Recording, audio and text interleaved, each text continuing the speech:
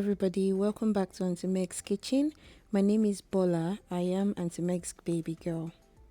On today's menu I've got for you this oxtail curry sauce with a little twist, guys. Now let's get into it.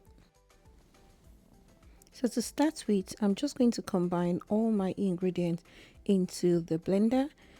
Please look in the description box below for the list of items that I have used. I have gone ahead to trim my oxtail of the excess fat. I have also washed it with some vinegar and warm water thoroughly. So back to the items going into the blender, guys. I've added a few bits of items in there already, and now I'm adding some of my other dry ingredients into it. And this is some seasoning cubes that I'll be adding for taste. Remember, guys, you can be flexible with the seasoning that you decide to use. Just do it to what's best for you. And then I'm just going to be adding some water. The main item in my seasoning was some curry powder. I went with the mild one, but you have the option to go with full curry powder or spicy one, whatever you like. And then I just added in some vegetable oil, and it's time for me to blend. Now that it's blended, I just pour it over my oxtail and then give it a good mix together and then leave it for a few hours to marinate. Now, if you notice that my mixture was a bit runny, I've done that intentionally just so that I have a bit more gravy in my sauce later. And then here I tasted it and decided, oh, it does need a little bit more salt, which I've added to it. And I'm still going to combine everything thoroughly to adjust the seasoning. So this I kept for about an hour and a half, and then now it's time for me to start cooking it.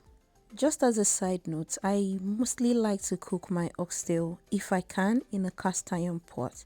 And that's because oxtail takes a while to actually cook and until you get it to that tender state. And the cast iron is known to conserve it, so it will cook faster if you have a cast iron to actually use that.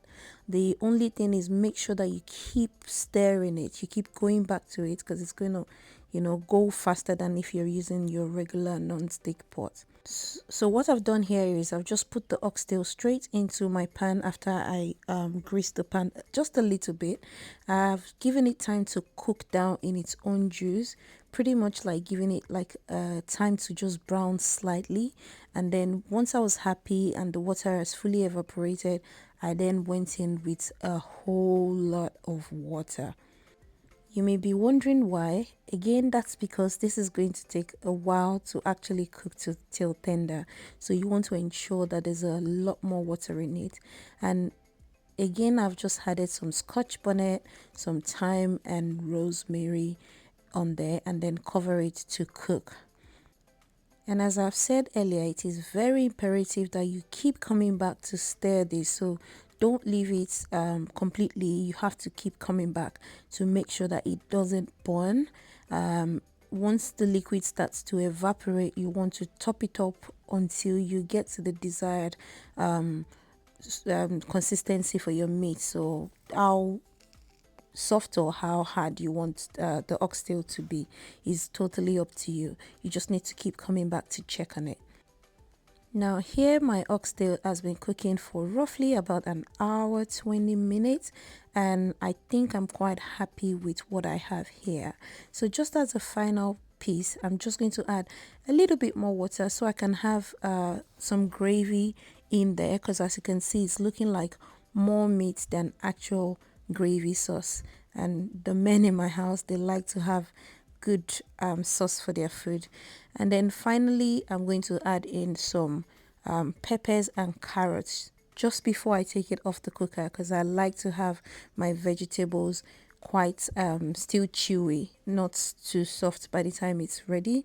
And as I said earlier, my little twist is that instead of potatoes, a lot of people would like to add Irish potatoes to this sauce, but my family don't eat it. I had some boiled eggs, and that kind of gives you that Nigerian vibe, to be honest. It looks like your regular curry sauce that they serve at the parties way back in Nigeria. But it tastes really good, trust me. You should try it. If you don't like potatoes, you can also always substitute for whatever it is you like, e.g. boiled eggs. So guys, with that final addition of water, I just literally left it to simmer, turned down my heat and left it to simmer for only about 3 to 4 minutes, just for the veggies and the eggs to get into the mixture. And here is what we have. If I tell you that it's not only about cooking a curry sauce, it's the smell around the house. The whole house smells sensational. The smell of food. Oh my goodness. Anyway, it tasted super amazing. Like, this was gone in a blink of an eye. So I think you should try this out. You can serve it with some rice and peas, which is what I'm serving it with here.